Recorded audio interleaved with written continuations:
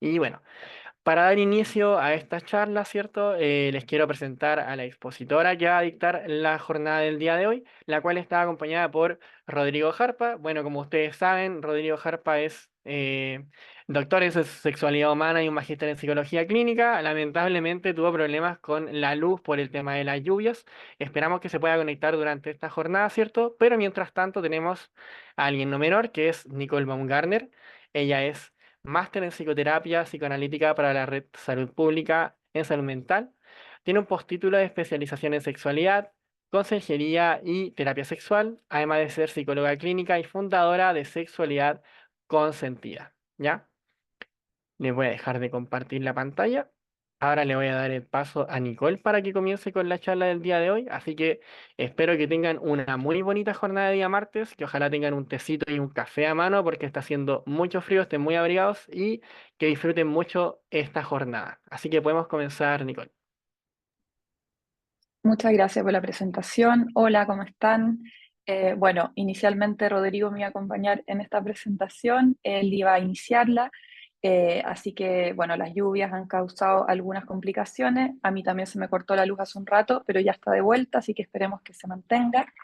Eh, y bueno, vamos a aprovechar el tiempo para hacer una exposición quizás un poquitito más extensa de la parte que iba a compartir yo. Él iba a enfocarse más en la sexualidad humana, como una introducción y la sexología, y yo más en la parte del trauma, que hay mucho que decir al respecto, así que vamos a profundizar un poquitito más en todo eso, ¿ya?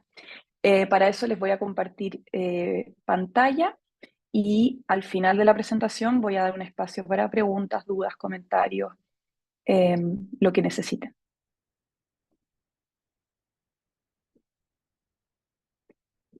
Bien, entonces, solamente si me pueden comentar si se ve bien la presentación. Dedito para arriba, ya, muchas gracias. Bueno, entonces, como les decía, Rodrigo va a hacer una introducción inicial respecto a la sexualidad humana, algunas definiciones, pero yo creo que en la medida que vayamos avanzando, yo también voy a ir dando algunas luces en relación a eso. Ahí tienen mis datos, cualquier cosa. Mi Instagram, Sexualidad Consentida. Yo principalmente me he enfocado en trabajar la salud sexual, la sexualidad y la relación con el cuerpo después de experiencias de violencia sexual. Hoy vamos a abordar el tema de la sexualidad y el trauma más ampliamente entendido, o sea, cómo cualquier tipo de trauma en general puede afectar nuestra sexualidad, y también voy a dar un espacio, aprovechando que tenemos un poco más de tiempo en mi presentación, para hablar de el trauma sexual propiamente tal, ¿no? Y las implicancias que puede tener el impacto más específico en la vivencia de nuestra sexualidad.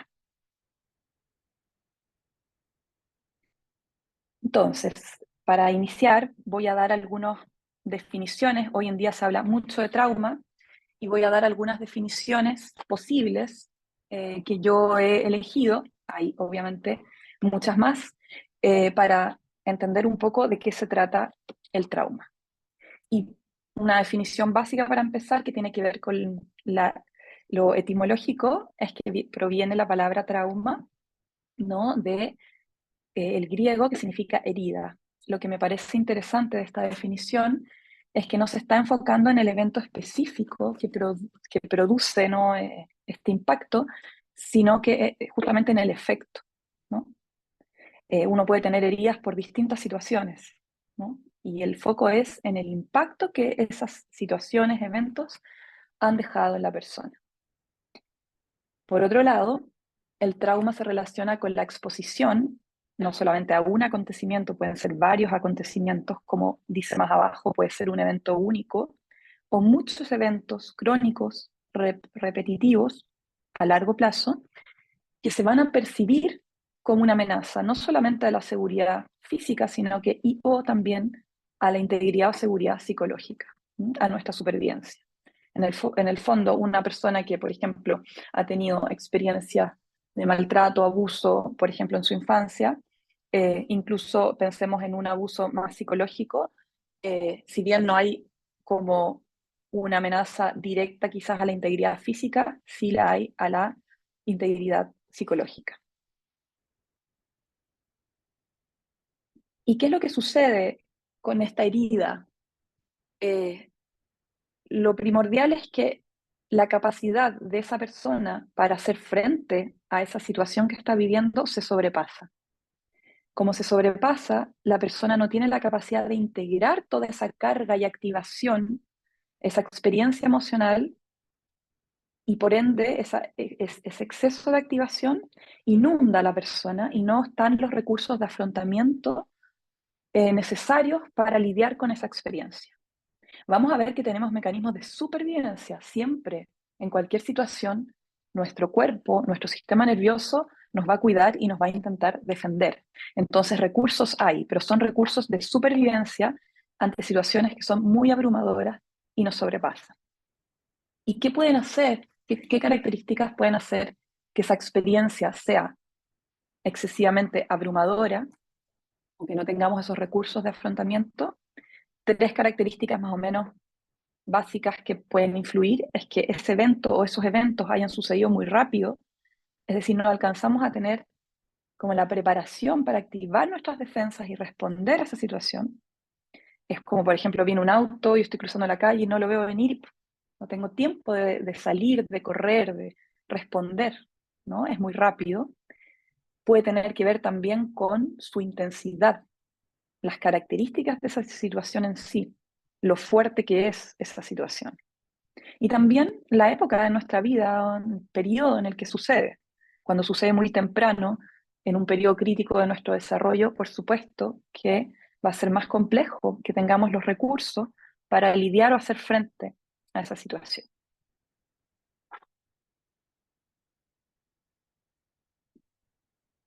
Entonces, si bien hay ciertos eventos que son potencialmente traumáticos, por ejemplo, como la misma violencia eh, sexual o muchos eventos de desastres naturales pueden ser potencialmente traumáticos, siempre hay una cualidad de lo subjetivo de quien experimenta esa situación. Es decir, eh,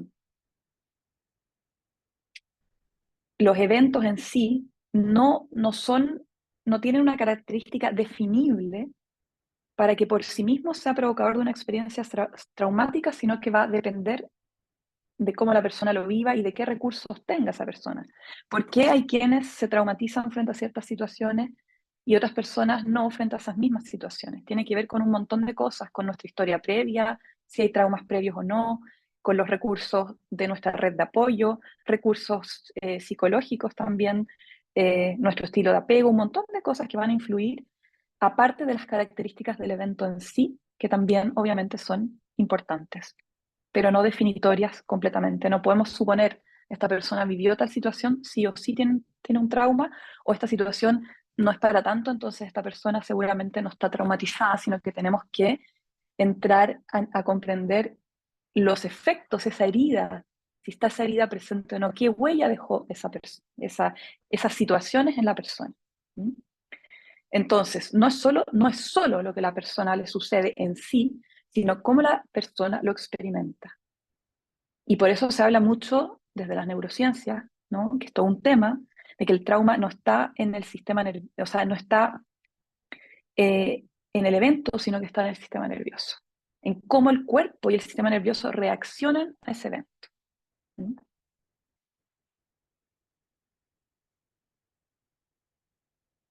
En ese sentido, si hablamos del trauma como una herida, vamos a nombrar algunas cosas de ese efecto que tiene en nuestro cuerpo y en nuestro sistema nervioso, la experiencia traumática, va a tener un impacto entonces en nuestro cerebro, en nuestro cuerpo, en nuestras relaciones con nosotros mismos, nosotros mismos, y con otras personas. Y ahí ya podemos ir pensando entonces si afecta la relación conmigo, con mi cuerpo y con otros. Obviamente podemos ya empezar a pensar cómo puede afectar la sexualidad, con la relación con mi propio cuerpo, la conexión conmigo, con mi sentir y también al compartirme con otras personas. Entonces, una de las cosas que afecta a la experiencia traumática es nuestra capacidad de estar en el aquí y en el ahora, presentes.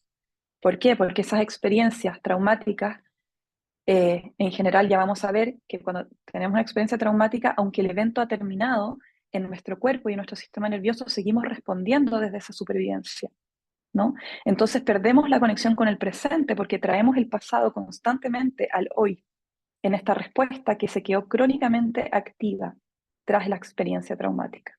Entonces hay personas que pueden tener una vivencia, ya vamos a ver que no todos los eventos estresantes necesariamente son traumáticos, ¿no? Pero los eventos que son traumáticos van a dejar estas huellas, donde el pasado como irrumpe en el presente. Por eso vienen los flashbacks, ¿no? Estas reacciones automáticas que aparecen en el presente al conectarme, por ejemplo, con algún disparador o algún gatillante. No sé, estuve caminando por una calle, tuve un accidente en esa calle, luego cada vez que paso por esa calle siento sensaciones de mucha angustia. O antes de que me atropellaran, por ejemplo, tocaron la bocina y cada vez que escucho una bocina, mi cuerpo reacciona como si me estuviesen por atropellar nuevamente, ¿no? Son esos condicionamientos. Entonces, me puedo ir mucho hacia el pasado, o sea, en realidad el pasado viene al presente, ¿no? Y eso obviamente no me va a permitir estar en lo que está sucediendo realmente aquí y ahora. Y eso podemos pensar cómo puede afectar nuestra sexualidad, ¿no es cierto? La capacidad de estar aquí con lo que siento sin traer todas esas memorias y sensaciones corporales. O me puedo desconectar, es muy, muy común en las experiencias como efecto del trauma en la disociación, desconectarme del cuerpo y de mi sentir, porque es tanto lo que siento, es tan abrumador, que es una estrategia, un mecanismo de defensa, dejar de sentir ciertas cosas porque es demasiado para mí. ¿Mm? Entonces me desconecto y dejo de estar presente en el sentir, en lo que está sucediendo aquí y ahora.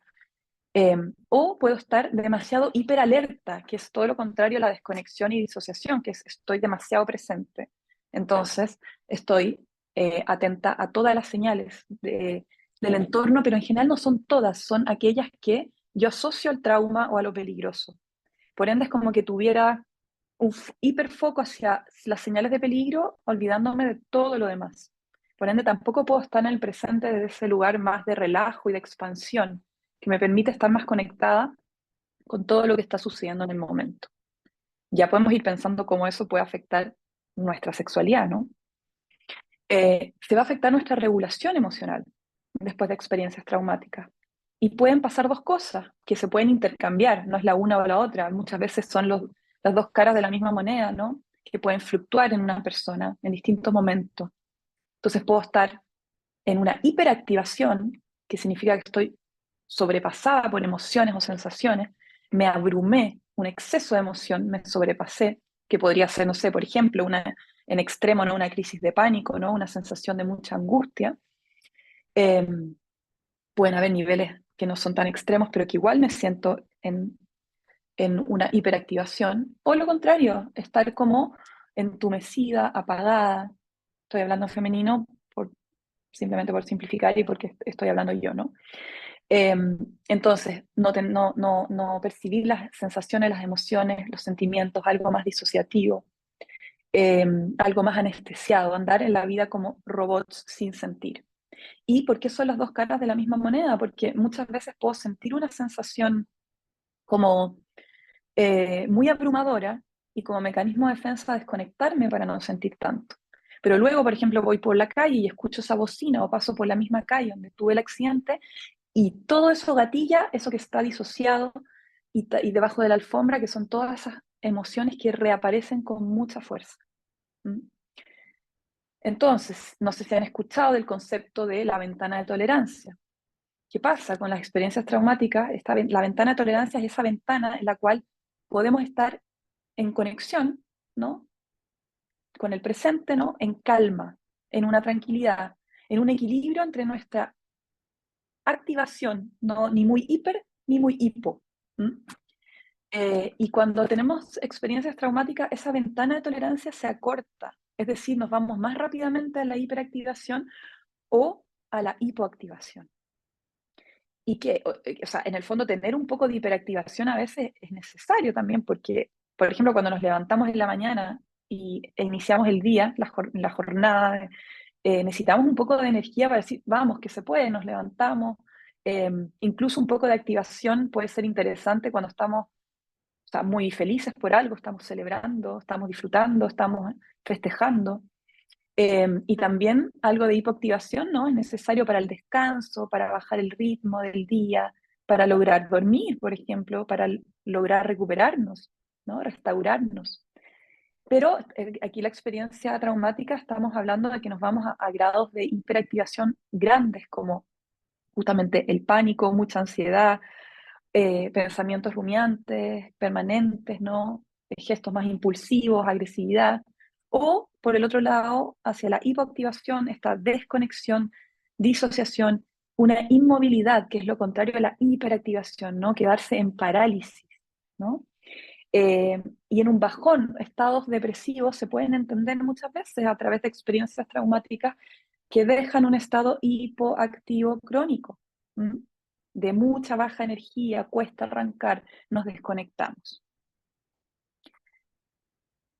Entonces, si lo pensamos un poco desde, estos son todo, es un seminario introductorio, entonces estamos nombrando muchas cosas de manera general, cada quien podrá profundizar luego y también en el congreso y en otros cursos que hacemos en ADIPA en relación a estos temas, pero está toda la teoría polivagal que habla justamente de nuestro sistema nervioso y de cómo se afecta en la experiencia traumática, ¿no? Entonces nuestro sistema nervioso autónomo, que como dice es autónomo, no lo controlamos a conciencia, es el que también responde ante situaciones de amenaza. Ujú. Entonces, este sistema nervioso autónomo va a regular funciones básicas de nuestro organismo y opera fuera de nuestro control, ¿no? Y tiene como dos ramas, que es la rama del sistema nervioso autónomo simpática y la parasimpática. ¿No? Y a su vez, la parasimpática tiene dos ramas más. Y esta rama simpática y parasimpática, por supuesto que vamos a ver, están implicadas también en nuestra respuesta sexual. Por eso es muy importante cómo esté en nuestro sistema nervioso autónomo, porque va a estar de manera importante influyendo en nuestra respuesta sexual. Entonces, el sistema nervioso autónomo, este sistema nervioso simpático y parasimpático, son como un espejo el uno del otro y tienen reacciones físicas y emocionales opuestas, ¿no? Por ejemplo, el sistema nervioso simpático tiene que ver con esto que hablábamos de la activación, más hacia la línea de la hiperactivación, entonces es como el acelerador del sistema. Por ejemplo, es el que prepara nuestro cuerpo para la acción, ya sea para levantarnos en la mañana, cuando estamos festejando. Eh, y si hay una amenaza, si hay algún peligro, es el que se va a activar, va a aumentar su actividad para que podamos tener la capacidad de accionar ante el peligro, de defendernos. Aquí aparecen las respuestas defensivas de supervivencia, de lucha, huida. Se van a activar a través del sistema simpático, ¿m? Cuando la amenaza persiste o es muy grande. Porque si no hay una amenaza, el sistema nervioso simpático nos ayuda, como decimos, a accionar en el día a día. Entonces nos prepara para el peligro. En cambio, el sistema nervioso parasimpático nos equilibra y ¿qué hace? Nos permite descansar. Está asociado al sueño, a la digestión, nos permite que después del estrés o la activación o la amenaza, si es que hubo un peligro, nos permite volver a relajarnos, reorganizarnos, regenerarnos. Entonces, como sería el freno, el pedal de freno. El sistema simpático es el acelerador, el parasimpático sería el freno. Eh, entonces, es muy importante que estén ambos, porque a veces necesitamos la acción y a veces necesitamos la relajación. Es como cuando respiramos, inhalamos, activamos, nos llenamos de energía, exhalamos, relajamos, soltamos, ¿no? En nuestra respiración podemos ver este movimiento entre este simpático y parasimpático. ¿Qué sucede? Que dentro del sistema nervioso parasimpático tenemos dos áreas, ¿no? Que está el vago ventral, que es el más, se ha desarrollado, tiene que ver con el nervio vago, seguramente lo han escuchado, se ha desarrollado más avanzado nuestra humanidad, ¿no? Más como que el vago dorsal, que es una rama, tiene que ver más con el cerebro reptiliano, es más antiguo, y el vago ventral tiene que ver más con el cerebro mamífero, es posterior a nuestra evolución. Entonces, ¿qué pasa? Que cuando estamos en tranquilidad, estamos en el sistema nervioso parasimpático, en el vago ventral, que nos ayuda a la conexión social, a relacionarnos con otros, a la comunicación, apoyarnos en los demás que nos rodean y sentirnos en seguridad, en calma. Cuando viene una amenaza, nos vamos al sistema simpático que se activa. ¿Mm? Cuando esa amenaza es muy grande, digamos, estamos en el acelerador. Cuando esa amenaza, a pesar de que yo trate de huir o luchar, esa amenaza sigue ahí, se va a activar un freno de emergencia que va a ser este vago dorsal, que es el sistema más reptiliano, que qué es lo que hace, es más primitivo y nos lleva a la inmovilidad. No sé si han escuchado del congelamiento. Acá están las respuestas de supervivencia, la lucha, la huida y el congelamiento. Cuando viene una amenaza, lo primero que hacemos es tratar de huir. Viene un oso, pero hoy en día no vivimos con osos rodeados, puede ser simplemente, bueno, tengo que hacer un examen, tengo que tener actividad sexual y me siento angustiada de si voy a rendir bien o no voy a rendir bien. Esas son las amenazas del presente, ¿no? En nuestra vida. Entonces, la primera acción es decir, bueno, voy a huir del oso. Pero ¿qué pasa si estoy en una cueva y el oso está entrando por la cueva y no tengo dónde huir? Bueno, voy a intentar luchar, pero cuando intente luchar, ¿qué pasa si yo no tengo la suficiente fuerza como para luchar? En el sentido de que el oso es más grande que yo y no voy a ganar mucho luchando. Entonces ahí viene el freno de emergencia, porque, uy, sigue aumentando la tensión, el peligro, no puedo luchar ni huir, no son estrategias que son, que mi sistema nervioso evalúa, no conscientemente, como óptimas. Entonces viene el freno de emergencia del vago dorsal que nos invita a la inmovilidad, el congelamiento. Es como cuando los chanchitos de tierra o algunos animales se hacen como los muertos, ¿no? Como una estrategia de supervivencia y muchas veces esa estrategia permite sobrevivir.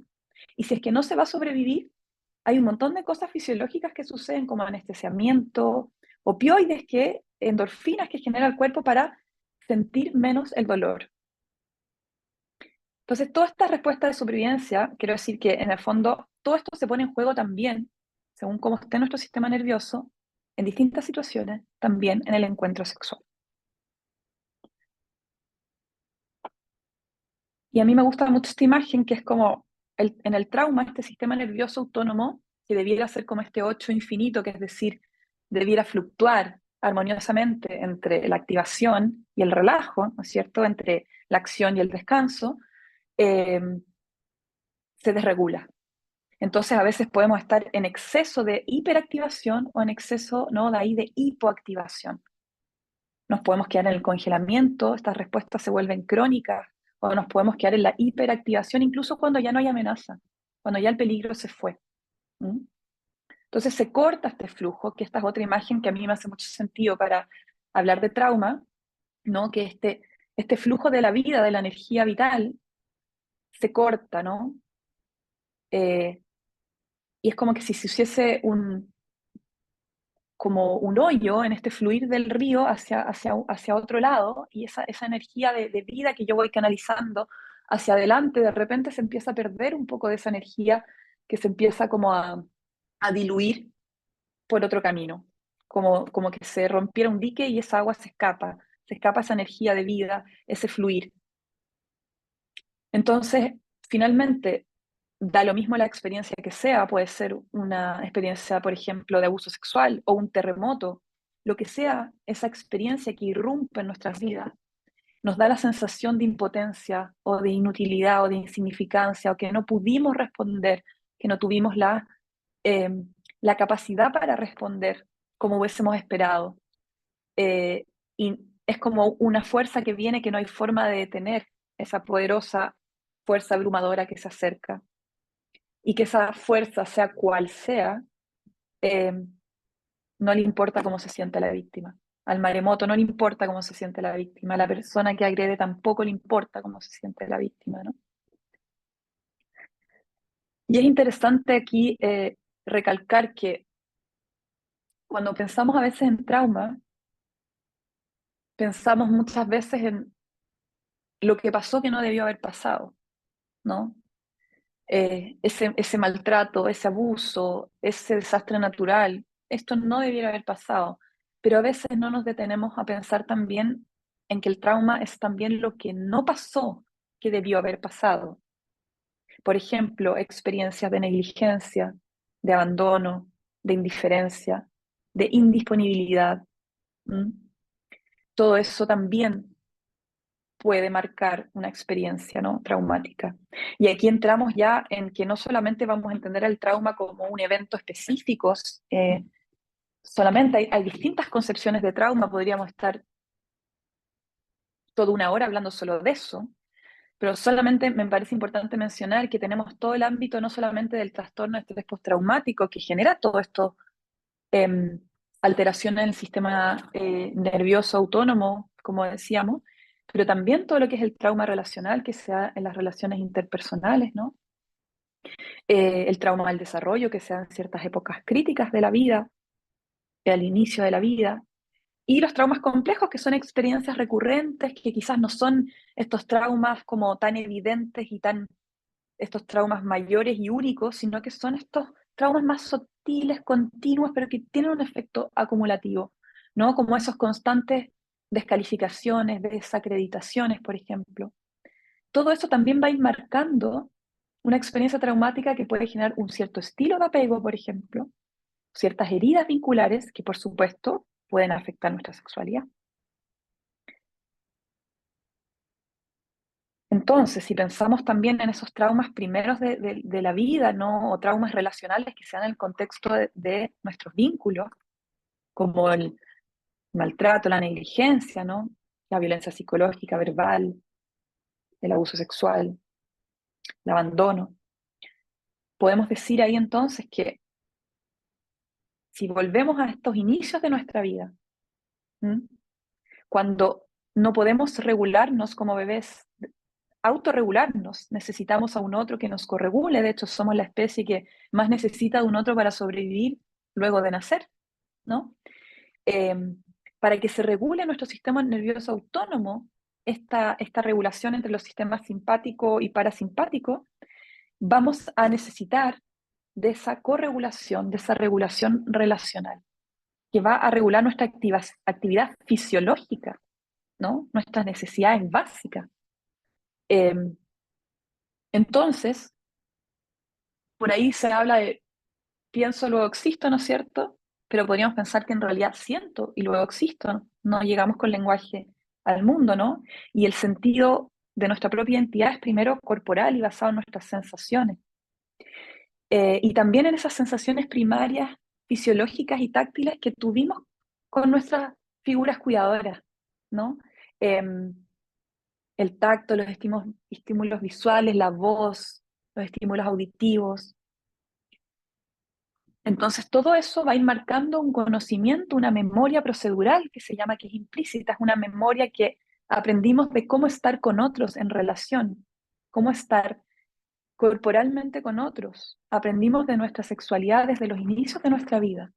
Y si por alguna razón tuvimos en esos gestos corporales relacionales con nuestros cuidadores, afectos, cariño, ternura, ¿no? Fantástico, pero ¿qué pasa si tuvimos exceso de eso o ausencia de eso? Todo eso va a ir marcando también traumas de nuestro desarrollo, estilos de apego que pueden afectar nuestra sexualidad en la adultez. Hay una correlación del estilo de apego en la infancia con el estilo de apego luego en la adultez con nuestras parejas y el cómo vivimos nuestra sexualidad. ¿Mm? Entonces, la diferencia de si algo es traumático o no, resumiendo un poco lo que hemos hablado hasta ahora, va a depender más que del evento en sí, del grado de abrumación que nos genere y de cuánto va a evocar una respuesta subcortical. ¿Qué significa subcortical? Que no la elegimos, es decir, cuando se activa la lucha, la huida, el congelamiento, y hoy en día se hablan de más respuestas de supervivencia todavía, como la adulación, pero no vamos a entrar en esos detalles ahora, pero cuando se activa cualquiera de estas respuestas de supervivencia, ya sea hiper o hipoactivación, eh, eso es lo que va a definir si la experiencia fue traumática o no. ¿Mm? Y lo podemos pensar desde experiencias puntuales, específicas, como también experiencias más relacionales, vinculares, como las que estábamos hablando anteriormente de los traumas relacionales. Voy a dejar las preguntitas para un poquito después, para para dar espacio como a la presentación y después, así que Roberto, si puedes dejar la mano si quieres ahí y en un ratito después vamos a ver si se va respondiendo a lo largo de la presentación y si no la tomamos después para que la registres ahí, la anotes para que no se te olvide, ¿ya? Em, entonces, el trauma, esta es una definición de Peter Levine, es el trauma es un chaleco de fuerza interno creado cuando en un momento con un momento devastador o muchos momentos quedan congelados en el tiempo. El trauma ahoga el desarrollo del ser e inhibe nuestros intentos de avanzar en la vida, nos desconecta de nosotros mismos, de los demás, de la naturaleza y de nuestro espíritu. Cuando somos dominados por una amenaza, nos congelamos de miedo, como si nuestras energías instintivas de supervivencia estuviesen vestidas y prontas para salir, pero sin ningún lugar a donde ir. Tiene que ver con estas respuestas de supervivencia que se activan. Es como cuando yo me quemo siempre doy este ejemplo, cuando me quemo con agua caliente, yo no pienso en sacar la mano, la saco, porque si pasara por mi neocórtex y tuviese que pensar todo eso, me demoraría mucho y no sería útil para la supervivencia. Entonces, todas estas respuestas instintivas surgen de manera subcortical y quedamos la experiencia traumática en modo supervivencia, congelados, aun cuando el peligro ya ha finalizado o ya ha acabado. Entonces a mí me gusta esta imagen como de cuando vemos un león cuando en realidad es un gato, ¿no? Como que sentimos que hay una amenaza cuando quizás a veces ya estamos a salvo, o nos puede pasar lo contrario, nos puede costar ver que estamos en amenaza y sentir que estamos a salvo. Entonces, las respuestas de supervivencia son muy adaptativas para ese momento, tanto el congelamiento, la lucha, la huida, cual sea la respuesta que nuestro sistema nervioso eligió por nosotros, fueron inteligentes en ese momento y nos ayudaron a sobrevivir. El tema es que las experiencias traumáticas se vuelven crónicos, ¿no? Como la forma preferida de responder. Y entonces, si nuestro organismo tiene que elegir entre mantenernos vivos o mantenernos en bienestar, o sea, ojalá las dos cosas, ojalá vivos y en bienestar, pero si tiene que elegir en tenemos que sobrevivir o que podamos estar en bienestar, va a elegir la supervivencia. Entonces, ahí también podemos pensar en cómo se puede ver afectada la experiencia sexual, de placer y de bienestar, si estamos en modo supervivencia. ¿Mm? Otro asunto importante a tener en cuenta, todo esto cuando hablamos de sistema nervioso estamos hablando de cuerpo todo el rato también, todo el cuerpo. Ujú. No solo la genitalidad, todo el cuerpo. El trauma no está allá afuera, como dice Bessel van der Kolk. El trauma está inscrito en el cuerpo y hay reacciones somáticas y emocionales automáticas asociadas al trauma. ¿Mm? El trauma es una reacción somática. Todo esto que pasa en el sistema nervioso pasa en el cuerpo. ¿Mm? Tiene efectos físicos. Y el tema es que estos efectos en el cuerpo, como decíamos, pueden permanecer mucho tiempo más allá de que estos incidentes, digamos, hayan ocurrido y finalizado. Quedan retenidas corporalmente estas experiencias y hay toda una explicación desde las neurociencias de por qué eh, se registra no una memoria declarativa de las experiencias traumáticas, sino que en una memoria corporal y somática. ¿Mm? Y si pensamos, por lo menos yo entiendo el cuerpo como un territorio para la sexualidad, para sentir la sexualidad, para conectar con la sexualidad. Si están esas memorias traumáticas alojadas también en el cuerpo, se va a dificultar la posibilidad de vivir una sexualidad placentera. Yendo ya al terreno de la sexualidad, la hemos estado mencionando todo el rato, pero bueno, ya nos estamos acercando más. Lo que me parecía importante, yo que me dedico harto a trabajar con trauma sexual específicamente, me parece importante en esta presentación darle más espacio a todo esto otro que estamos hablando, que es que muchas veces asociamos fácilmente quizás, bueno, el trauma sexual, claro, puede generar alguna dificultad en la sexualidad, algunas disfunciones, ¿no? Eh, lo encontramos más predecible, ¿no? Como el trauma ocurrió en la sexualidad, entonces por ende puede tener más esperablemente un impacto en la vida sexual de la persona. Pero no se habla tanto del impacto que puede tener cualquier tipo de trauma ¿no? O un trastorno de estrés postraumático, no por un trauma sexual exclusivamente, en nuestra función y respuesta sexual. Y eso hace que muchas personas, por eso es bueno que lo tengamos en cuenta, porque muchas personas después te pueden preguntar, ¿por qué me pasa esto? ¿Por qué tengo estos problemas en mi sexualidad si yo no tuve ningún trauma asociado a la sexualidad? ¿Mm? Puede haber una sensación de extrañeza, de no comprensión. Supuestamente el sexo la gente lo disfruta. ¿Por qué a mí me pasa esto si yo no entiendo? Y de repente nos asociamos que esa experiencia de nuestra infancia, con nuestras figuras que nos cuidaron, nuestros padres, o experiencias de otro tipo que no tuvieron que ver con un trauma de otro tipo, como un desastre natural, la pandemia, cosas que vivimos como traumáticas, pueden haber afectado nuestro sistema nervioso y por ende también nuestra función sexual. Entonces es importante también visibilizar eso, porque un diagnóstico, por ejemplo, de estrés postraumático puede predecir o ser un pronóstico de problemas sexuales, porque afecta al sistema nervioso. Y sabemos que para sentir placer y entrar en conexión con nuestro propio cuerpo o con el cuerpo de otras personas eh, y relacionarnos, necesitamos un grado de relajación y de seguridad. ¿Mm? O sea, el sistema nervioso debe estar menos regulado para que yo pueda disfrutar. Y esto es bien interesante porque la respuesta sexual tiene muchos cambios en el cuerpo. Por ejemplo, cuando yo siento excitación, van a pasar cosas en mi cuerpo, no solamente la lubricación, la erección, por decir algunas cosas, mi corazón va a empezar a latir más fuerte. ¿Y qué pasa? ¿Cómo yo distingo si yo tuve experiencias de ansiedad o he tenido experiencia de crisis de pánico y el latido fuerte del corazón lo asocio a algo más ansioso que algo excitatorio?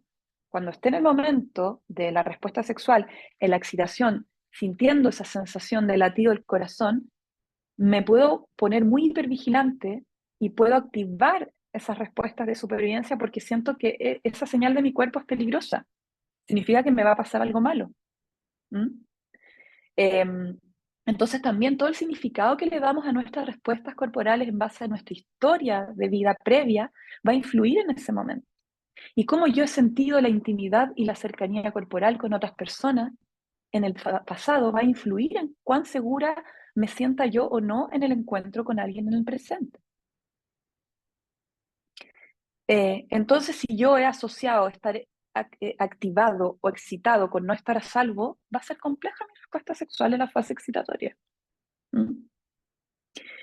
O, por ejemplo, si tengo temas de apego, de mi estilo de apego más inseguro, ¿no? Traumas relacionales, me puede pasar que entonces quizás estoy haciendo esto en esta actividad sexual porque realmente yo quiero o quizás estoy aquí por cumplir alguna expectativa del otro para que el otro no me rechace, para acomodarme, porque yo tuve que hacer eso con mis figuras cuidadoras para sentirme visible, por ejemplo. Todas esas cosas se remueven en el encuentro sexual. ¿Mm? Y si pensamos en la respuesta de supervivencia, en el cuerpo va a vivir la respuesta de lucha, de huida y de congelamiento, crónicas cuando estamos en experiencias traumáticas, ¿no? Em, y estas respuestas van a aparecer si es que algo las gatilla en el encuentro sexual. Puede haber un peligro, por ejemplo, con esa frecuencia cardíaca más acelerada, uy, esa es una señal de peligro.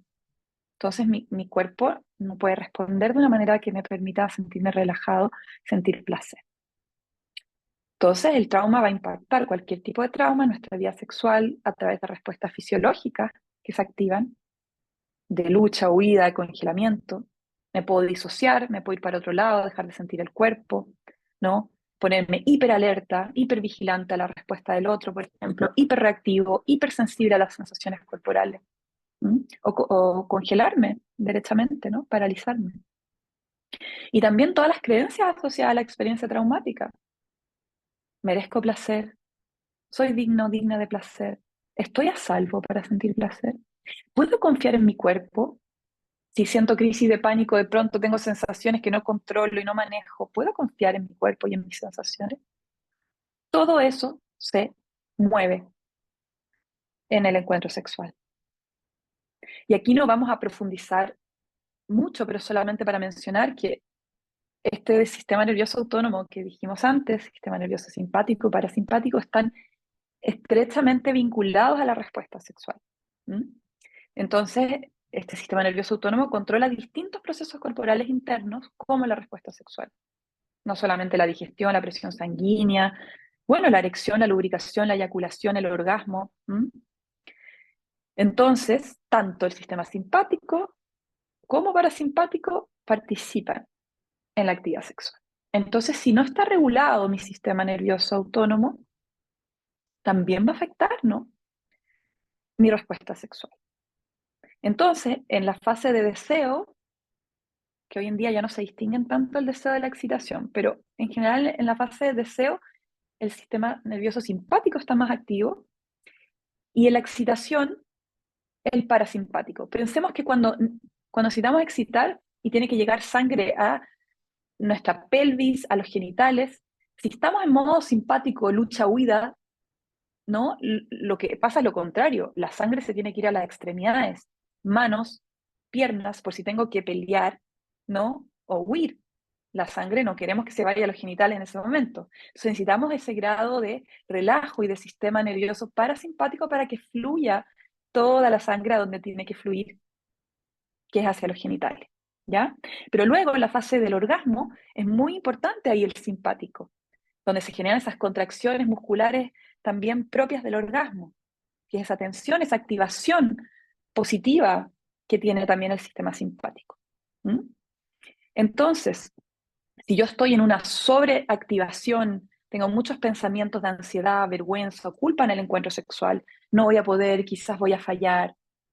Si estoy en esa preocupación, mi sistema nervioso simpático se va a activar más de la cuenta cuando el sistema nervioso parasimpático tiene que activarse para que se dé la excitación. Y eso puede afectar mi respuesta sexual. ¿Mm?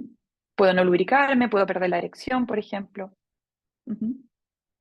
Entonces, también desde la teoría polivagal que vimos antes, lo ideal es estar en nuestra ventana de tolerancia y estar en este estado parasimpático vagal, que es el que nos lleva a la conexión social, este estado relajado en el cual podemos sentir esta excitación sexual. Entonces, hay muchas cosas, por ejemplo, que pudimos haber como asociado. Por ejemplo, si tuve una experiencia de trauma sexual, donde sentí que en una agresión sexual yo me inmovilicé y me congelé, asocio la inmovilidad a peligro. Entonces, cuando luego estoy cucharita con mi pareja, con quien yo quiero estar, años después de esa situación, asocio esa inmovilidad a peligro, por ejemplo.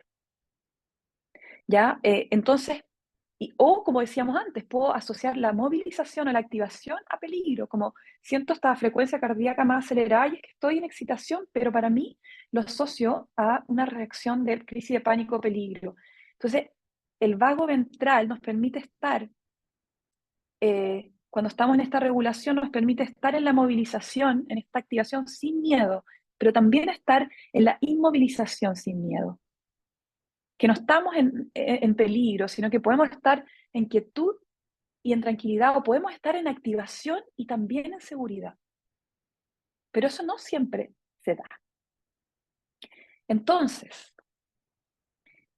hay unas definiciones en relación a la teoría polivagal de Stephen Porges y de Albert Dana que nos ayudan a entender mucho esto, que es que el trauma reemplaza los patrones de conexión con otras personas, ¿no?, que es tan importante en un encuentro sexual con otros. Reemplaza los patrones de conexión por patrones de protección. Entonces, en vez de yo abrirme, entregarme, conectarme, me voy a proteger. Y si tiene que primar el impulso de sobrevivir, puede competir con el anhelo de conectar con otra persona. ¿Mm? Porque nos queremos proteger o tenemos miedo a salir heridos en ese encuentro con un otro. Y si pensamos en la sexualidad, no estamos hablando que tiene que ser una relación de pareja, para nada. En general, la sexualidad nos desnudamos no solo físicamente, sino que también a otros niveles de vulnerabilidad, aunque sea alguien que estemos solamente una vez, ¿no? Buscamos ahí un encuentro con un otro, no solamente fisiológico, sino que es mucho más profundo e inconsciente y por ende se van a remover todas estas cosas. Aquí no me voy a detener mucho, solamente para mostrarles que nuestro sistema de apego y todas las quizás heridas de nuestra infancia, nuestros traumas relacionales, si tenemos un apego inseguro, desorganizado, evitativo, ansioso, ambivalente, lo que sea, el sistema de apego está íntimamente relacionado con el sistema de cuidado y con el sistema sexual. Entonces, si tenemos estrategias más de hiperactivación, como en el apego más ansioso ambivalente, como de demandar intensamente la atención o los cuidados del otro, también lo vamos a hacer en la sexualidad. Y vamos a estar muy hipervigilantes de el otro, la otra persona le gusta o no le gusto, me rechaza, me acepta. Y si estamos en las estrategias más de desactivación o hipoactivación, que hablamos antes de nuestro sistema nervioso, ¿no es cierto? Hiper o hipoactivación, que es más de la línea del apego evitativo, donde negamos las necesidades de apego nuestras y del otro, evitamos esa conexión de intimidad, eso también se puede reflejar en nuestra sexualidad, ¿no? Quizás vamos a disociar más el sexo del afecto, vamos a menospreciar un poco las necesidades sexuales de la otra persona, vamos a tener mucha más facilidad quizás eh, de, de poder generar experiencias de infidelidad, ¿no? Esto muy a grandes rasgos, solamente decir como que, por eso, no solamente pensemos en trauma sexual cuando estamos hablando de trauma y el afecto en la sexualidad.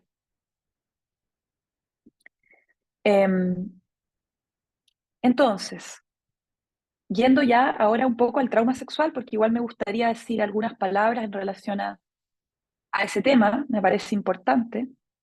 En general yo le llamo el doble tabú, cada vez menos, pero lo ha sido mucho tiempo y todavía hablar de sexualidad ha sido tabú mucho tiempo y hablar de violencia sexual también. La violencia sexual está muy de la mano del silenciamiento, el estigma, el secreto, ¿no? Entonces es el doble tabú. Y decir que la sexualidad es uno de los posibles impactos del trauma sexual. Hay muchos otros y la sexualidad al final tiene mucho más allá que ver, no, no es solo el acto sexual, es también la relación con nuestro cuerpo, lo sexo afectivo. Entonces, si tuvimos una experiencia de trauma sexual intrafamiliar, se va a impactar la confianza en los vínculos. Y que se impacte la confianza en los vínculos también va a impactar la sexualidad. ¿Mm? Pero vamos a hablar ahora más específicamente solo del área de la sexualidad, que sabemos que al final está ligada a muchas otras cosas de nuestra vida. Y simplemente mencionar que la violencia sexual, hay toda una terminología legal de la cual no voy a hablar ahora. Estoy hablando de la violencia sexual más allá de la terminología legal, sino que algunas definiciones más clínicas quizás que les voy a compartir, que tiene que ver donde puede estar incluida la violación, el abuso sexual, tocaciones no deseadas, toda actividad de tipo sexual que no sea consensuada, que no tenga el consentimiento a la base. ¿Mm? Y mencionar que dijimos que toda experiencia, todo evento traumático, o sea, todo evento, digamos que el trauma es subjetivo, decíamos, y que el evento en sí no define si la experiencia fue traumática o no, pero que sí hay eventos potencialmente más traumáticos que otros por sus cualidades, y este sería el de la violencia sexual. Y el trauma sexual tiene que ver con la herida, entonces, de ese evento o esos eventos de violencia sexual. Es cualquier síntoma persistente, ya sea físico, emocional, psicológico, sexual, producto de esa agresión de tipo sexual, cualquiera que sea dentro de este paraguas que engloba la violencia sexual. Y aquí voy a dar una definición general, una sobre el abuso sexual, que a veces a nivel coloquial hablamos de abuso sexual como no por el término legal, sino que en general, cuando hablamos de violencia sexual o abuso sexual, no estoy hablando del término legal, pero este autor le llama abuso sexual a cualquier transgresión en la esfera de la sexualidad, ¿ya?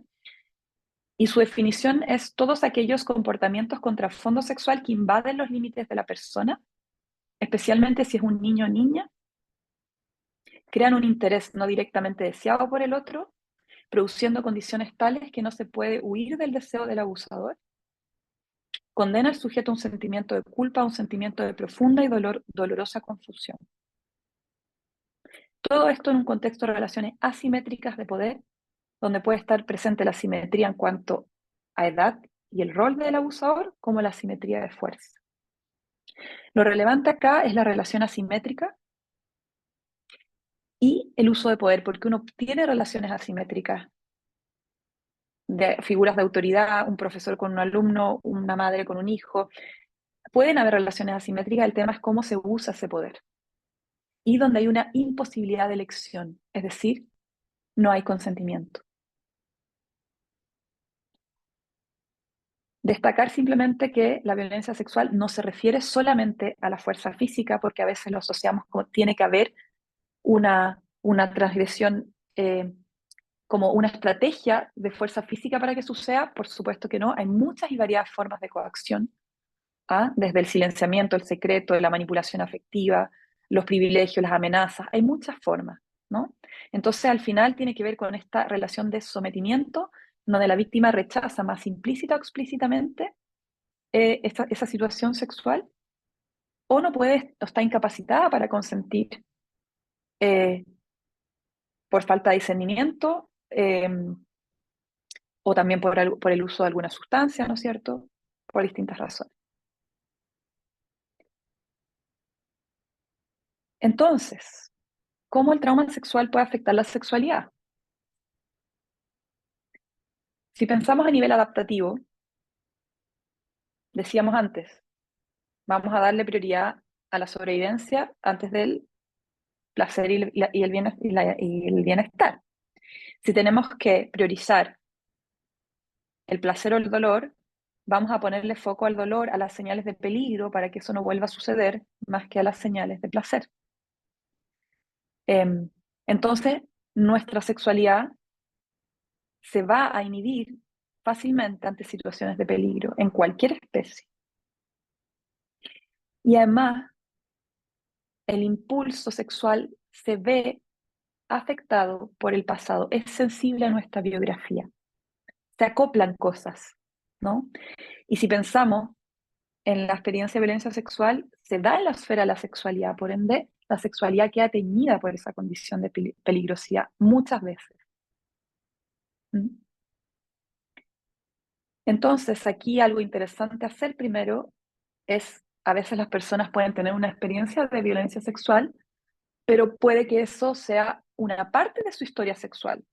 Hay personas que desde que tienen uso de razón tuvieron experiencias de transgresión sexual, entonces su historia sexual está muy teñida por eso, pero hay quienes tuvieron una experiencia de violencia sexual más avanzada, su niñez, su adolescencia o su adultez, y entonces también es interesante ver cómo que no toda experiencia de abuso sexual implica necesariamente un determinado impacto en la sexualidad, pero que sí hay afectaciones más frecuentes y que el cómo vivimos nuestra sexualidad hoy siempre tiene múltiples causas. Rodrigo seguramente nos iba a hablar de algunas de esas causas, pero podemos pensar en la educación sexual que tuvimos o no tuvimos, ¿no es cierto? En la cultura en la que nos criamos, en la relación que tengo con mi cuerpo, en mi propia biología, que también puede influir en mi respuesta sexual, y en otras experiencias vitales sexuales más allá del abuso, ¿no? Entonces también es importante tener eso en cuenta. Entonces, ¿cuáles son esas afectaciones que podemos tener en la sexualidad tras el abuso? Hay distintas áreas que se pueden ver afectadas. Por ejemplo, el género. Eh, por ejemplo, el cómo nos sentimos en relación a ser hombre, ser mujer o como sea que nos identifiquemos. Podemos decir, por ejemplo, yo he escuchado muchas veces a mujeres decir, ser mujer es peligroso, ¿no? Se está más en riesgo y hay algo real en eso, ¿no? Pero es como si yo no sería mujer, esto no me hubiese pasado, o si yo fuese hombre, esto no me hubiese pasado, digamos. O, o por ejemplo, a hombres que son sobrevivientes, esto no le pasa a los hombres, o será que esto no fue un abuso, como la dificultad para poder identificar la violencia sexual en hombres o un cuestionamiento de la propia masculinidad por eso, ¿no? Entonces, o esto de ver a todos los hombres como potencialmente victimarios o peligrosos, va a afectar el cómo veamos el género. Eso también es parte de nuestra sexualidad. La relación con nuestros cuerpos. ¿no? Puede ser que ciertas partes de nuestro cuerpo, o no solamente los órganos sexuales, sino que ciertas partes de nuestro cuerpo nos cueste más sentir esas partes, pueden estar más entumecidas, más adormecidas, o todo lo contrario, muy hiperactivadas, con mucha carga sensorial, mucha memoria somática, donde me tocan esa zona o se acercan a esa zona y me pasan muchas cosas. O mi imagen corporal también, ¿qué me pasa con la imagen corporal a partir de este tipo de experiencias, ¿no? Eh, el cómo pensamos sobre el sexo, las ideas que tenemos, por ejemplo, sobre el sexo, puede ser sexo igual a qué. A partir de la experiencia abusiva, el sexo puede haber quedado ligado a una obligación, a un deber, a un intercambio, al poder de alguien sobre otra persona. Hay muchas asociaciones que quedan ahí más implícitas o explícitas en relación a la actividad sexual, que pueden afectar, obviamente, nuestra vivencia de la sexualidad. Puede haber también confusión en ese sentido en relación a la sexualidad, conceptos errados, límites poco claros, qué es lo que está bien, qué es lo que está mal, sobre todo cuando hay situaciones de abuso sexual en la infancia. El cómo nos expresamos sexualmente también, podemos estar muy inhibidos en esa expresión sexual o muy desinhibidos. Esto no tiene que ver con algo moral. Por ejemplo, pasa mucho con la vestimenta, por ejemplo, como no querer mostrar ciertas partes del cuerpo, no verse muy sexualizado, sexualizada por temor a que eso puede ser riesgoso. Entonces, por ejemplo, una inhibición en la expresión de cómo quizás me gustaría conectarme con mi cuerpo y mi sexualidad. Y también, por supuesto, en el placer va a afectar el cómo nos sentimos con el placer físico y con el intimar con otros. Podemos asociar el placer a experiencias, muchas veces podemos sentir cosas en experiencias de transgresión sexual porque el cuerpo es estimulado, aunque no haya consentimiento, el cuerpo igual puede responder. Entonces el placer puede quedar muy asociado a peligro, a rechazo, a vergüenza. ¿Mm? Y también por todo esto que hablamos del sistema nervioso, nuestra capacidad de sentir el placer se puede ver afectada. Y la intimidad física, no solamente el placer del acto sexual, sino que la cercanía física, la proximidad con otros cuerpos o mi propio cuerpo. Y también la comunicación sexual, porque en general la violencia sexual tiene mucho que ver con el secreto, el oculto, el silencio, lo no comunicado, y no hay intercambio, o sea, no es que quieres tú, que quiero yo, negociamos, consentimiento, es todo lo contrario, no se comunican los deseos ni las necesidades, entonces queda una dificultad muchas veces para poner límites y para expresar lo que yo necesito, comunicar lo que quiero. Y en mi ser sexual, en mi ser sexual, cómo me siento, cómo yo me veo sexualmente y cómo soy sexualmente. Como algo identitario también se ve afectado. La sexualidad es parte de nuestra identidad también. Entonces, más específicamente, ya vamos acercándonos al fin, ya estamos un poquito pasados, pero concretamente puede haber evitación o temor o falta de interés, ¿no? Como esto, como que como una sensación de rechazo ante el acto sexual, puedo querer como eh, no exponerme a esa situación porque asocio el acto sexual con la experiencia abusiva. O ante el contacto puedo sentir muchos sentimientos negativos como vergüenza, ira, asco, culpa. Eh, Puedo tener dificultad para excitarme o sentir las sensaciones más en la línea de la disociación, de la desconexión, o sentirme distante o no presente. O lo contrario, ¿se acuerdan de lo hipo y lo hiper? Lo hipo sería esta desconexión, disociación, y lo hiper sería lo contrario, ¿no? Esta hipervigilancia, hipersensibilidad al estímulo, lo que me hace estar muy alerta y tampoco poder disfrutar mucho ese estímulo, porque lo vivo como algo que es demasiado, que me abruma.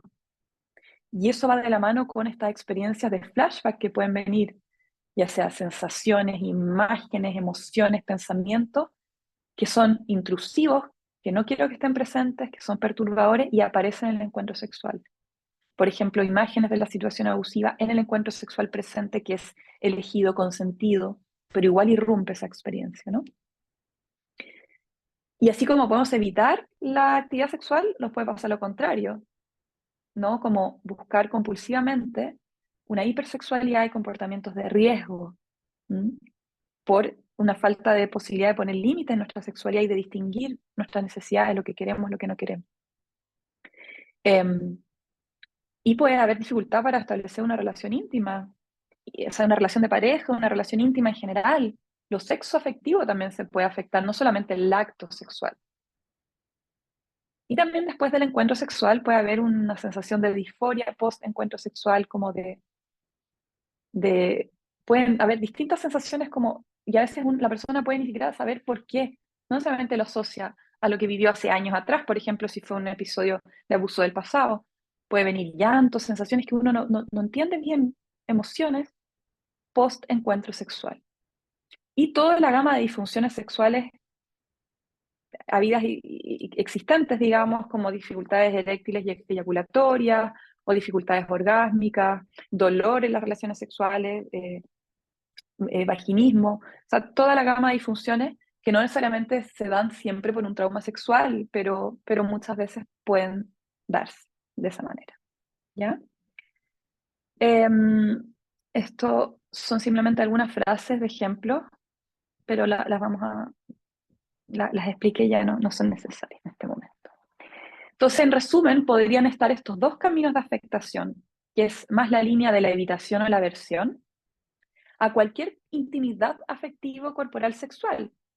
Puede ser a una relación de pareja, a un acto sexual, a la cercanía íntima, vincular, emocional, ¿no? Donde se niega y minimiza la sexualidad. O lo contrario, esta sexualidad más compulsiva o hipersexualidad, que de nuevo no tiene que ver con algo moral, sino que tiene que ver con una dificultad en el poner límites, en un exceso de disponibilidad, una sobredependencia, ¿no? Y dificultad para discriminar. Muchas veces después queda una sensación de vacío. Tuve ese encuentro sexual y en realidad, o lo que yo estaba buscando en realidad era afecto, pero lo busqué a través de la sexualidad porque así lo viví antes, como el dar sexo fue un intercambio para recibir otras cosas, cuando yo estaba en esta dinámica abusiva, ¿no? Entonces, pueden darse estos dos caminos de manera simplista, ¿no? La versión o la habitación nos ayuda a manejar la intensidad de las emociones y memorias del abuso que pueden surgir durante el sexo, evitando el sexo en su totalidad. Eh, o esta otra línea de la ausencia de elección o una inhabilidad para poder decir que no, como algo más compulsivo. Ya, pero de nuevo recalcando, sea cual sea la experiencia de trauma, no vamos a simplificar que es hiposexualidad o hipersexualidad, sino que hay una gama de síntomas, ¿no? Como la dificultad para poner límites, ¿no? La dificultad para confiar, hiperconfiar en otros, una confianza ciega, una desconfianza extrema, ¿no es cierto? Dificultad para estar presentes, disociación, eh, hiperalerta, ¿no? Tantas cosas que finalmente están asociadas a la afectación de la sexualidad. Y para ella abrir el espacio de preguntas, solamente mencionar que, bueno, no nos vamos a quedar solo con las afectaciones, solamente mencionar que se puede de pasar a sobrevivir a prosperar, florecer a pesar de las adversidades y poder ir trabajando todos estos impactos del trauma, que sería todo otro seminario. Solamente quería terminar como con esa parte esperanzadora de que todo esto se puede trabajar, y que tenemos que tener como nuestro norte también la salud sexual, que aquí les comparto una definición de la Organización Mundial de la Salud, como para tener alguna referencia. Muchas veces cuando hemos vivido experiencias traumáticas, ya sea sexuales o tenemos experiencias negativas en nuestra sexualidad, no tenemos claro cuál sería una sexualidad saludable, ¿no? Y esta es simplemente una definición para compartir, que es que la salud sexual es un estado de bienestar físico, emocional, mental y social relacionado con la sexualidad. No es simplemente la ausencia de enfermedad, disfunción o dolencia. Entonces no se trata solamente de trabajar el trauma, sino que también de conectar con el placer. ¿Mm? Eh, y la salud sexual requiere de un enfoque positivo y respetuoso de la sexualidad y las relaciones sexuales, así como la posibilidad de tener experiencias sexuales placenteras y seguras, libres de coacción, discriminación y violencia, que es justamente lo que sucede en las experiencias de violencia sexual. ¿Mm? Así que el trabajo aquí tiene mucho que ver con separar la sexualidad del abuso sexual, ver que la sexualidad no fue lo que causó el daño, sino que más bien fue el mal uso del poder, fue algo más que tiene que ver más con el mal uso del poder, con lo abusivo que con la sexualidad. Así que, bien, ahora sí, sé que fue mucho contenido, disculpen por la demora en abrir espacios para el diálogo, pero ahora voy a dejar de compartir y así podemos comentar, conversar, eh, no sé si por el chat o algo, o si quieren abrir los micrófonos. Se puede activar los micrófonos. La primera está, bueno, sabíamos que Roberto está hace rato con las manos, entonces le voy a dar Sí, a él primero sí, y por después a supuesto. Camila. Ay, Roberto, ¿dónde te fuiste? Ahí está. Ay, no te escucho, Ahora sí Roberto. me escucho. Sí. Sí, Hola, mira, la verdad es que no es una pregunta, sino que es como, digamos, una acotación a todo lo que ya han mencionado. Voy a partir felicitándote, Nicole, por la claridad con la que expones, porque con los tiempos que te tomas, porque no vas con mucha velocidad y eso de verdad se agradece porque uno logra un mejor entendimiento al profesor, a ti en este caso, así que gracias por eso. ¿Sabes qué? Sucede que la semana pasada vi una miniserie que creo que más de alguno de los presentes la ha visto, que se llama Bebé Reno. Ujú, Y, y aquella serie, la verdad es que me dejó bastante marcado y digamos que eh, un poquito marcando ocupado porque fue una violación directa a un adulto, ¿ya?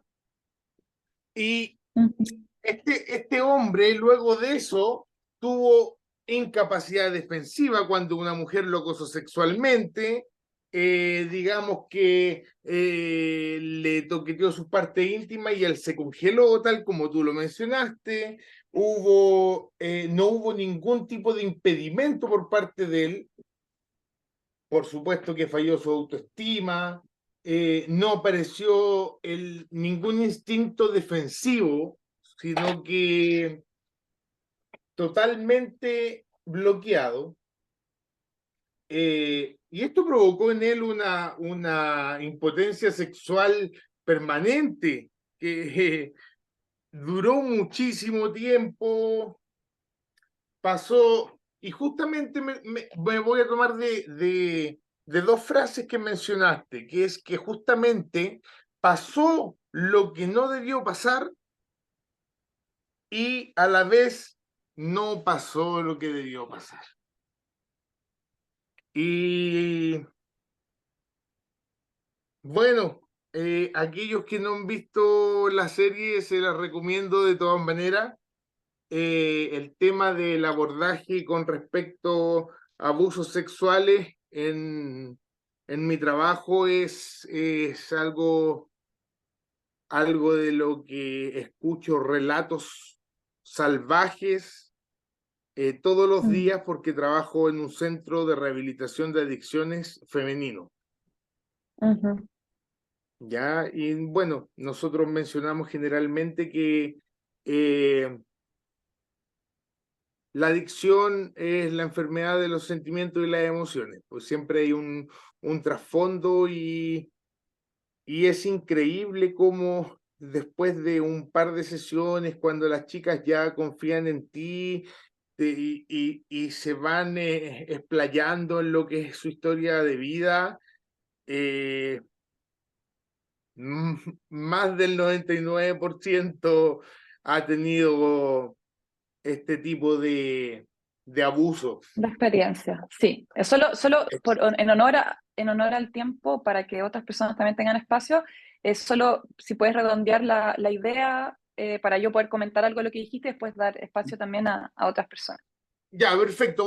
Voy a comentar lo último, que en algún momento cuando se habló de la intimidad de las parejas y en cuanto a eso, yo creo que nosotros los profesionales deberíamos difundir y normalizar y educar de que no hay nada que esté mal en cuanto al momento de practicar el sexo, mientras ambas partes adultas estén totalmente de acuerdo. O sea, de repente hay mucho tabú, hay mucha vergüenza en esto, en aquello, pero Sí, ¿qué está prohibido si dos personas adultas quieren hacer X cosas? Bueno, eso era un bueno, aporte, no era una pregunta, y sí. me retiro de aquí, pero continúo escuchando. Gracias. Muchas gracias, Roberto, primero por tus palabras iniciales de agradecimiento, y yo te agradezco a ti por esas palabras. Bebé Reno, yo voy a la mitad, así que no puedo comentar todo porque vi la primera parte y quizás no quiero spoilear a quien no lo ha visto, pero a grandes rasgos, ya que está el tema, lo que es interesante es que tiene que ver con un acoso, ¿no? Y una experiencia abusiva de parte de un varón. Entonces me parece interesante también porque muchas veces también tendemos como a ver a los varones como victimarios y no tanto como víctimas, y me parece tan importante sociabilizar este tipo de experiencias porque suceden y hay una cifra negra muy grande, y es mucho, de hecho, en los niños eh, que sufren experiencias de abuso sexual infantil, niños y niñas en general, la develación o la detección, en el fondo, del abuso sexual en niños es más tardío, o la develación es más difícil que se dé que en niñas. Eso tiene que ver con que tanto el entorno como que lo visibiliza menos como una posibilidad que le pueda suceder a un niño, pero está más pendiente que eso le pase a una niña. Entonces, tanto en la adultez como en la niñez es un tema a mirar. Y en eso ya me parece interesante la serie. Y por otro lado, esta incapacidad defensiva en ese momento de esta escena que cuenta Roberto, que no hay instinto defensivo, decía Roberto, pero en realidad yo solo acotaría que sí hay una defensa. Lo que pasa es que no es la lucha ni la huida, porque por alguna razón ese sistema nervioso pensó que era más seguro el congelamiento. Y eso debe tener que ver con su historia previa. Yo no he terminado de ver la serie, no sé si luego hablan de su infancia, pero posiblemente ya sea que él tuvo experiencias en esa línea donde el congelamiento fue una respuesta que le ayudó a sobrevivir y se replica, o porque esa experiencia fue tan fuerte, ya sabemos que es una experiencia fuerte en sí, pero además la subjetividad de esa experiencia siempre juega un rol. Entonces, capaz que la lucha y la huida, que él podría, si tú lo piensas a nivel físico, un hombre o una mujer, además como con una capacidad física que podía haber empujado, correr, ¿no? Y por eso también hay que tener mucho ojo cuando uno dice, oye, ¿por qué no luchaste? ¿Por qué no dijiste? ¿Por qué no empujaste? Porque no tiene que ver solo con algo físico, de mi capacidad física, tiene que ver con la capacidad de mi sistema nervioso de identificar, ya dijimos que esto es subcortical, no es consciente, qué es seguro que no y cuáles son las respuestas de supervivencia más adecuadas a una cierta situación. Como cuando saco la mano y me quemo con agua, no es algo que yo pienso, hago ahí Claro. para sobrevivir.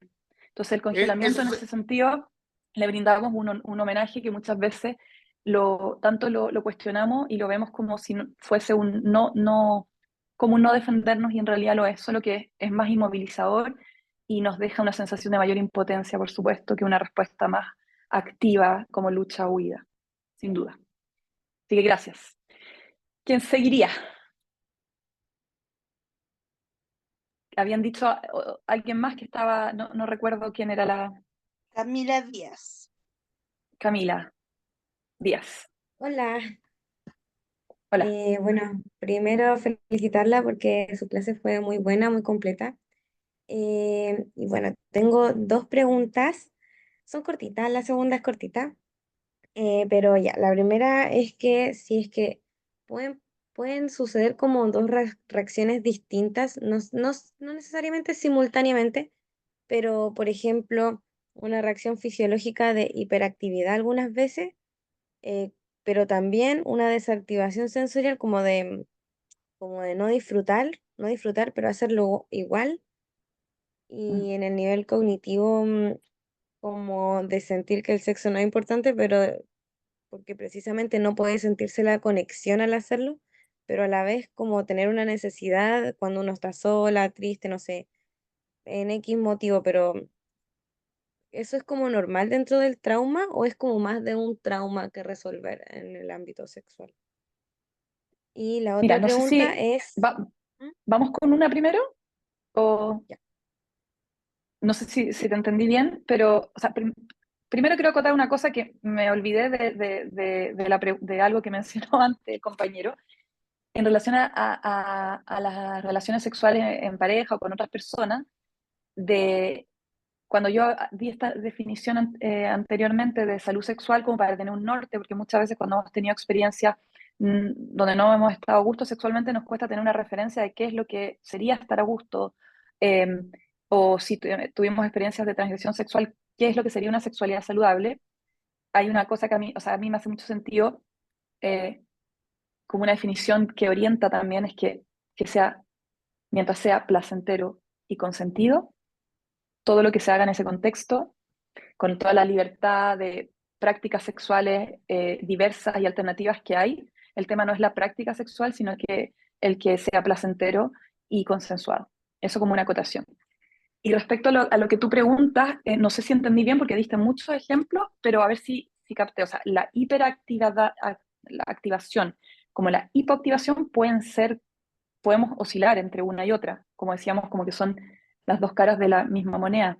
La disociación, yo creo que, o el desconectarnos, yo creo que es una experiencia presente como un mecanismo de defensa, más que solo como una respuesta de supervivencia, la disociación propiamente tal, que es distinto del congelamiento, ¿no? Pero que todo congelamiento tiene algo disociativo también.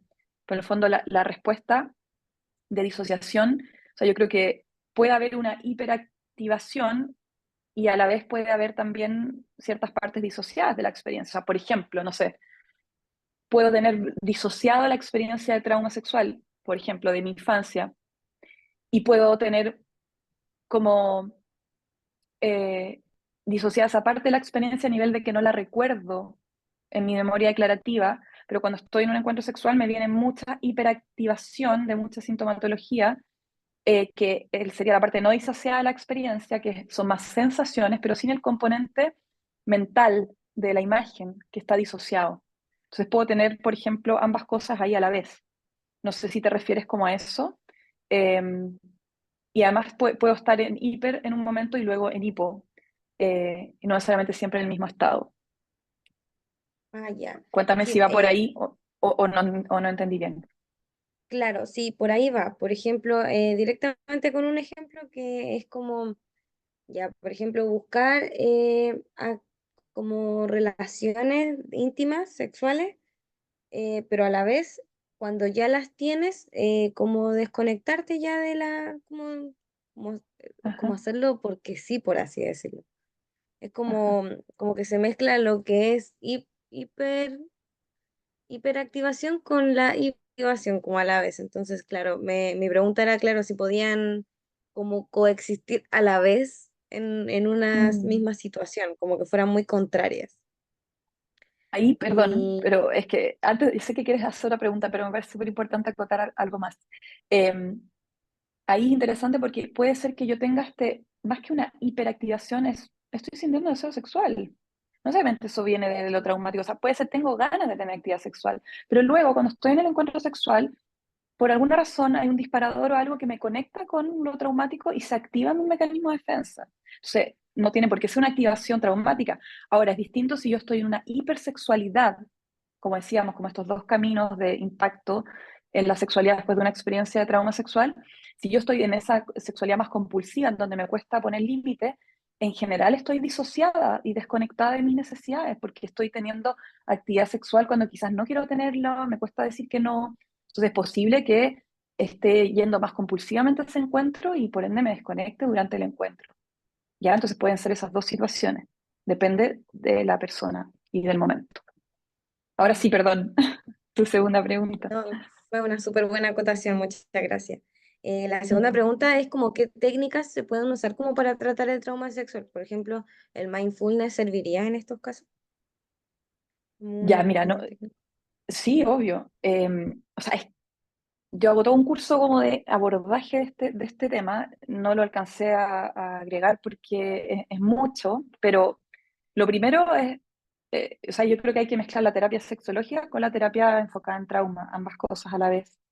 También es un proceso muchas veces, depende de cómo llegue la persona puede eh, primero reconocer que hay una experiencia de trauma, identificarla, ¿no? Eh, Luego de eso, identificar el problema sexual. A veces se llega por el problema sexual y vemos que hay una experiencia de trauma a la base. A veces empezamos por el trauma y después es como, oye, pero igual mi vida sexual se ha visto afectada. Entonces, depende. Y lo primero es ir trabajando para que yo me pueda sentir en seguridad en mi propio cuerpo, sentir mi cuerpo, estar en presencia de mi cuerpo, en calma y en seguridad. Y eso a veces, primero quizás me tengo que sentir en seguridad y en calma con el contacto no sexual primero, para después ir transitando a explorar lo sexual.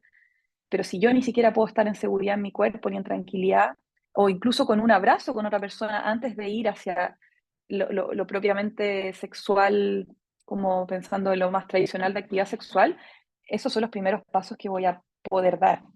Y sí, el mindfulness puede servir, pero hoy en día incluso se habla de mindfulness sensible al trauma, porque llegar y poner a una persona a meditar o a conectar con su cuerpo cuando está hiper desconectada, llegar y que se siente puede ser una tortura. Entonces tenemos que ir como dosificadamente viendo qué puede tolerar, qué grado de capacidad de sentir el cuerpo puede tolerar esa persona, y también darle mecanismos para que si algo se activa o parece algo muy desafiante, la persona sepa cómo volver a un estado de seguridad.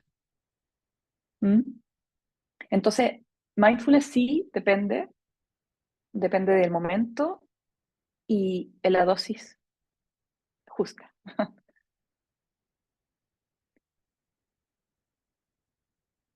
Lo importante es habitar el cuerpo. De todas maneras, el mindfulness nos ayuda a llevar nuestra atención a estar más presente, pero eso puede ser todo un desafío. Bien, hay hartas manitos, entonces no sé si ya yo veo a la Carolai está con muchas ganas ahí hace rato, le damos el espacio a ella y no sé, nos quedan unos pocos minutos más, así que ahí, bueno, adelante. La verdad es que tendría que ser solamente Carolai y nadie Bueno, más por la hora porque aún tenemos que hacer el sorteo de lo próximo. Entonces, lo siento a todos los demás que querían porque habían casi 2 semanas levantadas. Yo le aconsejo que vayan a buscar algún curso de la docente. Lo único que le aconsejo. Ya, ahora, sí, hay curso. Carolai, Eso, listo. Hola, muchas gracias por la oportunidad, muchas gracias Nicole, por todo lo que nos enseñaste hoy y en honor al tiempo, entiendo que para poder trabajar los traumas, primero tenemos que tener conocimiento respecto de estos y entiendo que este tipo de traumas que son tan dolorosos necesariamente se tienen que trabajar en terapia, o por lo menos esa es mi opinión. Siento que necesariamente estas cosas que son tan dolorosas y que afectan todo nuestro sistema nervioso y nuestra forma de relacionarnos, necesariamente tienen que verse con un especialista.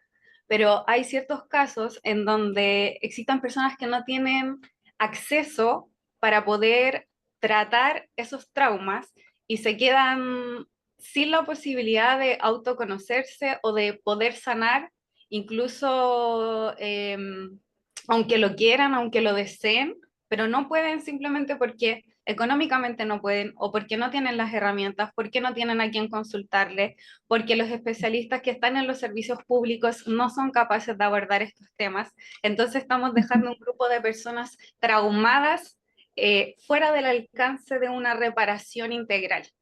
Entonces mi pregunta es, ¿hay alguna posibilidad de que una persona de forma autónoma, individual, pueda tratar de trabajar ese trauma a través, por ejemplo, de libros de autoayuda o por lo menos empezar a conocer que lo que le pasó a esa persona hay que tratarlo, hay que trabajarlo? Hay una forma de sanar esa herida muy profunda de la cual la víctima no es culpable. Entonces, ¿cómo le damos acceso a esas personas que necesitan sanar porque son víctimas y por ende debemos tratarlas así, pero que no tienen el acceso para poder acceder a una reparación? Sí, me parece muy importante lo que estás planteando porque es una realidad. Me parece muy significativo que cerremos las preguntas con lo que tú planteas, así que me alegro mucho que hayas podido tener. Me hubiese gustado haberlos escuchado a todas, a todos y a todos.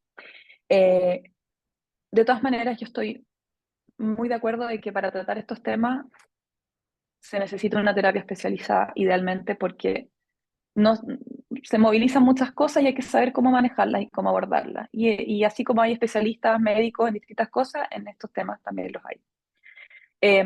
Lo que yo me sorprendía, por ejemplo, con mi Instagram de sexualidad consentida, donde voy publicando algunas cosas de este tipo, incluso relatos, a veces yo tengo una sección de cartas de sobrevivientes que escriben testimonios de sus procesos y de cómo han ido sanando, trabajando, y luego por distintos, yo a veces hago talleres grupales o distintos contextos de terapia individual, y en esos contextos me han dicho, oye, esa publicación, esas cartas que leí, me calaron muy hondo, me di cuenta de esto con el post que pusiste, y nunca lo había visto de esta manera. Entonces, lo que quiero decir, no estoy diciendo que eso sea suficiente, pero quiero decir de que hay libros sobre estas temáticas que hay personas que han leído y es una primera puerta para empezar a trabajar algo de esta situación. Post en Instagram, lecturas de o experiencias de otras personas que reflejan la propia experiencia, o ponen en palabras la propia evidencia, que son tremendamente significativos. Entonces yo digo, las intervenciones terapéuticas están en la vida, no solamente en el espacio de terapia. Y hay muchas cosas que uno trabaja con pacientes cuando los acompaña que luego alguien le dijo eso en la vida, lo mismo que uno venía trabajando, qué sé yo, y de repente algo, porque bueno, es la vida todo el rato nos está mostrando cosas, intervenciones que suceden. Eh, entonces, como darle valor a eso, y a veces hay quien prefiere empezar por un libro y no está en el momento ni en el timing personal para empezar un proceso terapéutico, porque eso requiere una decisión. O sea, yo siempre digo, la persona que llega a terapia ya hizo una parte importante del proceso, que es tomar la hora, buscar. Eso ya, y a veces no siempre uno está en ese momento. Y después están las instituciones públicas, que sí, o sea, primero, yo creé una fundación que se llama Fundación Sexualidad Consentida, que está en proceso de gestación, ya está creada y vamos a postular a fondos para hacer este tipo de actividades como gratuitas, para trabajar la salud sexual en sobrevivientes de violencia sexual. Así que estoy muy alineada con lo que tú dices.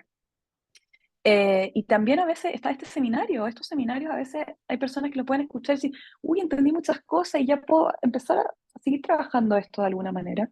Hay algunas instancias gratuitas y está el CBS, que es del CENAMEC, el Servicio Nacional de la Mujer y Equidad de Género, que son los centros de violencia sexual, ¿no? Entonces, hay algunas instituciones públicas que a veces tienen listas de espera y que tienen sus cosas, pero donde sí se pueden trabajar, y no solamente los CBS, hay más, pero por decir uno. Entonces, también a veces es conocer la Fundación para la Confianza, que tiene, también se dedica al abuso sexual y tiene redes de profesionales que atienden a bajo costo. Entonces también se trata a veces de simplemente acceder a la información y saber que hay redes disponibles para quien quiera hacer un proceso más profundo.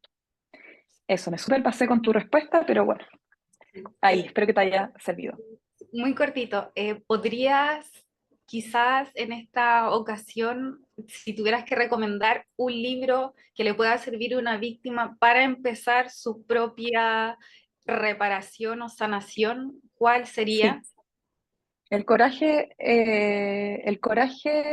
para sanar, me parece que se llama, El coraje para sanar, de Laura Davis. Perfecto. Es un Te lo libro que, agradezco. sí, enfocado a abuso sexual, porque hoy hablamos de distintos traumas, pero se enfoca en eso, Muchas gracias. de nada.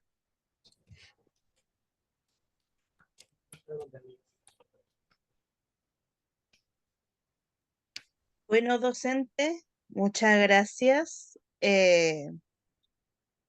porque nos dio este gran seminario. Muchas gracias por acoplarse y, y ser flexible en todo lo que ha pasado. Y muchas gracias porque, bueno, Como vimos, fueron muchas manos que estuvieron arriba.